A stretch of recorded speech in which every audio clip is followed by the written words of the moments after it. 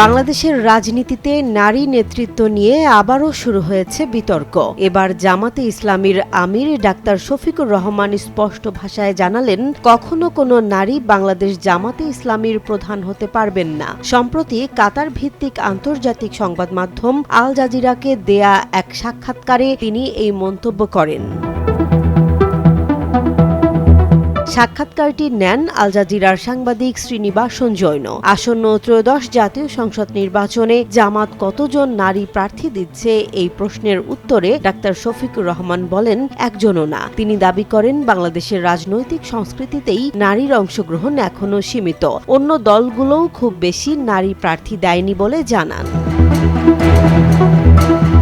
সাংবাদিক যখন প্রশ্ন করেন, অন্য দল অল্প হলেও নারী প্রার্থী দিয়েছে, জামাত কেন একজনকেও দেয়নি, এ সময় তিনি বলেন, আমরা ভবিষ্যতের জন্য প্রস্তুতি নিচ্ছি। তবে সবচেয়ে আলোচিত মন্তব্য আসে, নারী কি কখনো জামাতের প্রধান হতে পারবে? এই প্রশ্নের জবাবে ডাক্তার শফিকুর রহমান সোজা সাপটা বলেন, না, এটা সম্ভব না। এর ব্যাখ্যায় তিনি বলেন, আল্লাহ নারী ও পুরুষকে আলাদা দায়িত্ব দিয়ে সৃষ্টি করেছেন।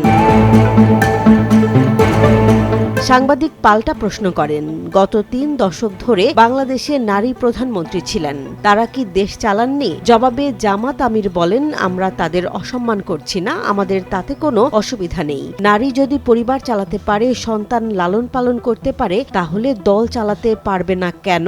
এই প্রশ্নে তিনি বলেন, কিছু জায়গায় তাদের সীমাবদ্ধতা আছে। জামাতের এই অবস্থান নারী নেতৃত্ব ও রাজনৈতিক অংশগ্রহণ নিয়ে নতুন বিতর্ক তৈরি করেছে। দল বলছে ভবিষ্যতের জন্য প্রস্তুতি নেওয়া হচ্ছে, তবে বাস্তবায়ন সহজ নয়। আর দর্শকদের জন্য প্রশ্ন থেকে যাচ্ছে, নারী নেতৃত্বের সীমাবদ্ধতা কতটা গ্রহণযোগ্য।